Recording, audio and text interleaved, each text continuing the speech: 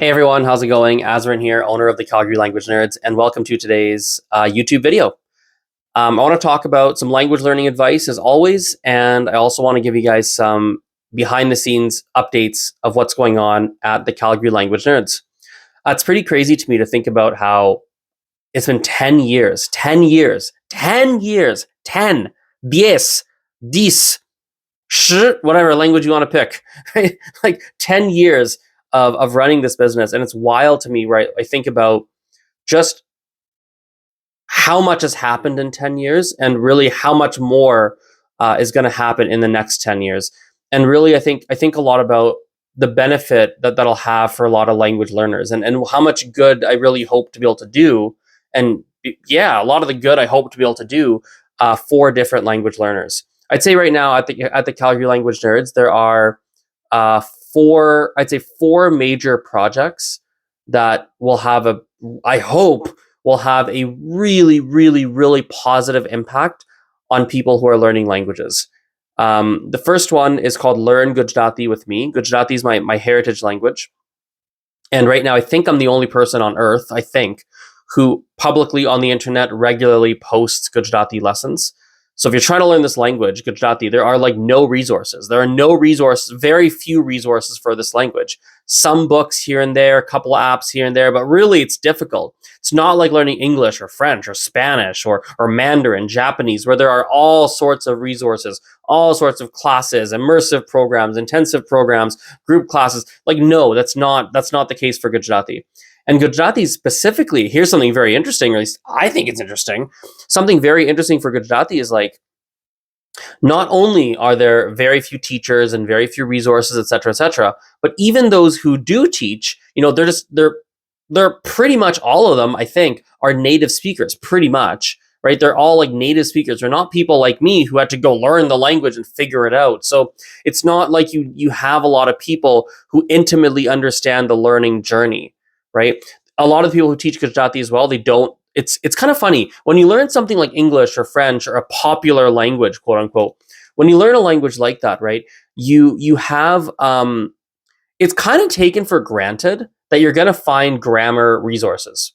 Could be your teacher knows the grammar rules. It could be a textbook. Could be AI. It could be someone somewhere easily findable knows about grammar and can easily explain it to you in clear terms that just make sense. You can just find that, right? Gujarati, no. No, we don't have that. Nobody, not nobody, but it's very rare to find someone who has a very good grasp of Gujarati grammar and can actually just explain it to you, right?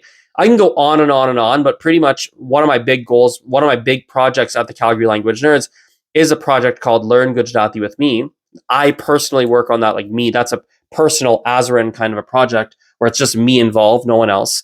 And that's a project where my hope is to have a fully fleshed out video lesson library where someone can go from lesson 1 all the way to the end and follow the instructions, go to the lessons, learn the lessons, do everything, right? Follow it along and reach at least a conversational level, if not above. The cool thing about Gujarati learners is that they often know Gujaratis. They know people who are Gujarati. And so once they have a basic level, they actually can learn a lot just by interacting with the Gujaratis that they know in their life.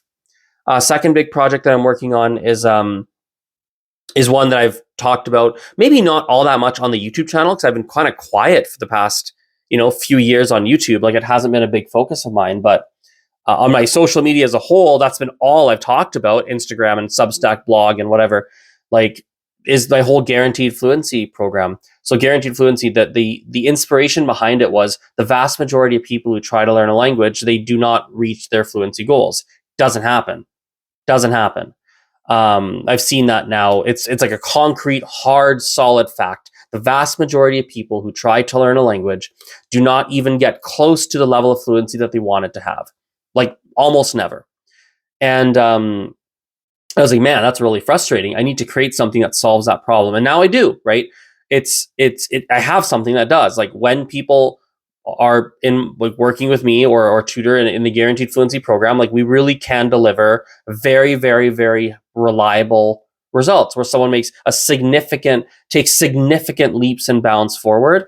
If not, they even reach their fluency goal by a given timeline. It's so cool. It's so cool. And that's continuing to run that, continuing to offer that, continuing to talk about that and share the stuff I've learned and teach people through that with that methodology. Like, that's still a really big focus in the Calgary Language Nerds. I'd say there's one big thing I could give to you, almost like a gift. I think it's give to you just right now. Would just be the idea of using one of the biggest unlocks through the whole Guaranteed Fluency program that I learned for language learning purposes is just the power of measurement. Oh my God, that is so powerful. Measurement is so powerful. If you can measure something, it makes it infinitely easier to motivate someone and also to get them to a certain level. And so really one of the core drivers of the Guaranteed Fluency program that I run is the fact that we can measure fluency. We can measure it. It's like going to the gym, right? You go to the gym and you can see how much weight you lift, and there's a weight and it says 25 pounds or whatever kilos, right? It says that, and you're like, oh, I know how much this is. I know how much I can weight. I know how many reps I can do. I know my heart rate. I know this. I know that. You actually have data, and we can use even basic data to track progress, right? Same thing, exactly the same thing in language. Now, those kinds of metrics exist. And so even for yourself, if you're learning by yourself or not with me, with another tutor, just think about how can you use numbers as a motivating factor? Can you create a day-by-day streak for yourself? I've studied this many days in a row. Those are numbers, right? Can you, when you're reading a book, can you give yourself a goal of how many pages per day you're going to read? If you're using a textbook, how many lessons per week will you complete in the book? If you're taking lessons, maybe you track how many lessons you've taken. Maybe you count how many hours you've studied. Finding something to count, right, at the most basic level will help you tremendously for motivation purposes and also progress. It really helps you to get better faster when you're tracking something. And what we've gotten really good at the Calgary Language Nerds is really finding the right metrics to track. What should we be tracking? When should we be tracking it? And then tying that directly into motivation and results. I hope that made sense. So that's the second big thing is a Guaranteed Fluency program. And that's very robust, and that's happening, and that's complete, and that's something we do, right? And that's really cool. And the third big project at the Calgary Language Nerds right now is one that I have no idea if it'll go anywhere. I would say probably will go nowhere, but we'll see though. I'm going to try, because if it goes somewhere, boy, oh boy, I mean, this would be the most transformative thing in my business. This would be the most transformative thing I could ever do, not only my business, but for language learners. Oh my God. I told you in the Guaranteed Fluency program, the thing that we're masters of is we're masters of metrics, right? We can use that data, metrics, numbers as a tool to help language learners to really take it to another level. Seriously give them a reliable pathway to a certain fluency goal. Wow, it's really cool how we can do that. Metrics is one of the big things that we have that no one else can do on earth. And one of my best friends, he's a UI UX designer. He has a lot of experience in making apps and stuff like that, a lot in the tech world. And kind of randomly, I bumped into. I see him all the time, and just randomly one day I bump into him at a coffee shop. He was like, "Oh, you're here. That's so weird. I see you all the time, and you're just here. That's so odd." And we just got on this whole conversation, and I was like, and just by the end of the conversation, with no plan, we're like, "Yeah, we should make an app. Let's make an app." And so we're working on an app right now. I'm working on an app with him right now, which would take all the measurement capabilities that I have that currently we have to do with tutors. You need a tutor, right, to assess and use numbers and blah, blah. Take all that measurement capacity and turn it into an app. So you could simply download the app and you can use it to assess your vocabulary, to assess your grammatical accuracy, to assess your how fluent your speech is, to assess how many hours you studied, to calculate roughly how many more months or years or days it'll take you to reach a certain level that you want to reach, to figure out that, okay, if I want to go from here to here, if I want to make that jump, it's going to take me this long. How should I be spending my time? So it's kind of like having me as your language coach or language tutor directly in your pocket, right? And so developing something that's very robust and that works in that kind of capacity. I don't think this app is going to work, to be perfectly blunt and very, very upfront. I don't think it's going to go anywhere, but it's such a good idea. You have to take that shot. I love the fact that, it's like if you've got an opportunity, if you got like an opportunity, right, that has the potential. Let's say there's a 25% chance that a certain action step could radically change your life and the lives of many, many, many, many, many other people. There's a 25% chance this could change your life in the most transformative way and do the same for many other people, and it's very positive. If you've got a 25% chance of it working, right, you've got to take that shot, right? You've got to take the shot. You have to, right? You have to take it, because even if 4, 5, 6 don't work and they kind of go to nothing, one of them will work, right? So this one, I don't think it's going to work, but I'm still going to put all the guns behind it, like all guns a blazing, because if it does work, that's going to be amazing, right? And especially because at this phase in my career, really, the first 10, I've run this business for 10 years, and the first 10 years, really the first 7, roughly speaking, the first 10 years has been all about creating sustainable business. Creating a sustainable business, a business that works, a business that is profitable, a business that reliably every year I make money, I can pay bills, I'm happy, I can have the lifestyle I want, I can travel, I have some savings, and like a good business, right? People like to work, people like the classes, we got everything smooth and it works and it's clean and I enjoy it, like a business, like a real business, right? Have a real business.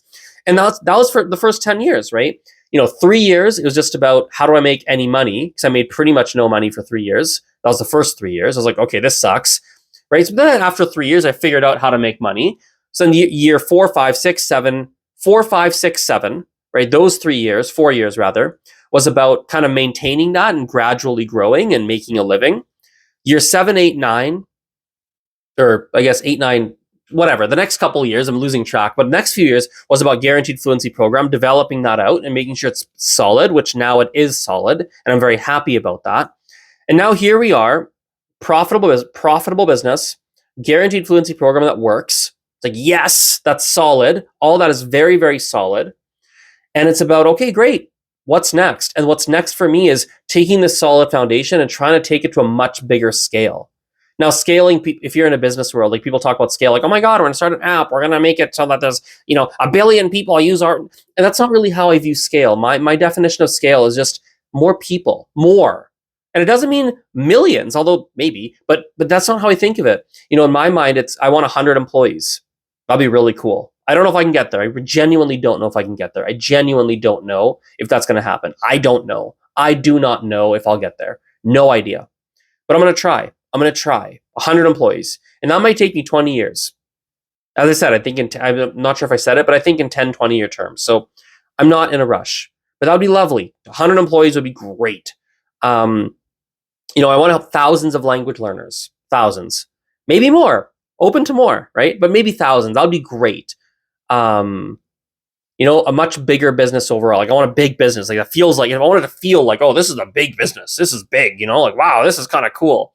I would love to have 100 people working inside like an actual office space. That everyone loves to come to work. They like their job. We like working together. It's almost like a little, like create a little machine where people like to come and like to work and really make it a place where people want to work for 20 years or 30 years or like build a career there. Like that would be so cool. I'm not even close to that, but that would be so cool. It kind of bugs me nowadays how people are jumping around jobs. It really bugs me. People will they'll jump around jobs. They'll go from like one job to the next, or like they'll go 2 years here, then 2 years, and 5 years. They're switch. It's like, which is fine. If you like that, that's great. But there's also something to be said about having a job that you like so much. You're like, this is such a cool place. Like, I really love this. And it grows with you as you grow over time. And you have a 20-year career at a single place. Your friends there. You like going there. There's a purpose of going there. You're paid well and you like the salary you're getting paid, right? You like your boss. Like, there's fun social events that we do together. It's a great place to be. And obviously some people won't work there for 20 years. They'll leave after 5 or 3, of course. But it'd be so cool to have of 100, like imagine having a 100 person company, and like 25 of them are lifers. They're people who are just like there, right? They're just always around. And the other 75, some leave, they come, they go, some are short term, some are part-time, some are like, fair enough, fair enough. But imagine having that core. That'd be so cool. It'd be so fun, right? And all in service of, helping language learners out. And of course, that's going to change as, if I'm running this business for many, many years, like it's going to change. Things will evolve. Like imagine a world where AI makes it so we don't have to learn languages. Like what's the role of language when AI takes that out? You don't have to learn them. What's the role of that? Like if that were to happen, what's the role? And I think the role still comes down to connection. I think it comes down to connection. I think it comes down to the ideological belief that, there's something valuable. There's something valuable in you being able to speak a language and not letting the tech do it for you. You did something difficult, and now you can look yourself in the mirror and be proud of yourself. That I did this. I didn't need the earpiece. I did it. I don't need the earpiece. I know the language. I learned this. I'm proud of what I did. I'm proud of this. I spent 5 years on this and I figured it out. Yeah, right? Like there's something there, right? It's like my grandpa. My grandpa can do math in his head. He doesn't need a calculator ever. And he takes great pride in that. Great pride. He can even tell you your birthday. He can tell you what day of the week you're born on without, like, if you tell him, I'm born on November 17th, on 1982, whatever. He'll be like, you are born on a Wednesday. He'll just know. He has a formula in his head. It's wild, right? And he takes great pride in the fact that he can do math in his head. He doesn't need calculators all that often. He can just do it.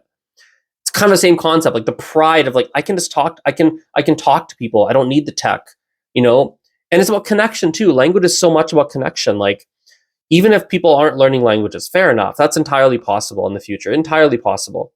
But we still need friends. We still need connection. We still need community. And language is something that can be used as a glue to bring people together.